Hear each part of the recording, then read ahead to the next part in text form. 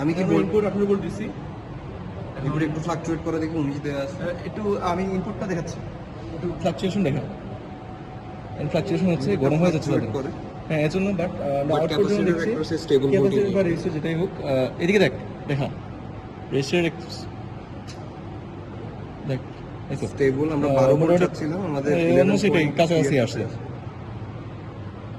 এদিকে ক্যাপাসিটর এদিকে দেখা সার্কিটটা ওকে এমআরসি। এখন আমরা বুস্টেড ডিউটি সাইকেলের জন্য আমরা আপনি এটা হচ্ছে পার্সেন্ট 42% ডিউটি সাইকেল থেকে 58% এ হবে। 58% ভিডিও করতেছো? আচ্ছা আচ্ছা আউটপুট ইনপুট দেওয়া ডান। এখন হচ্ছে আমরা আউটপুটটা চেক করব। ইনপুট তো 18 ভোল্ট হ্যাঁ ইনপুট অন কর এই যে অন আছে, এই যে ইনপুট নাপি দেখ না কোন দিকে অন কর? এটা দেখছি আরে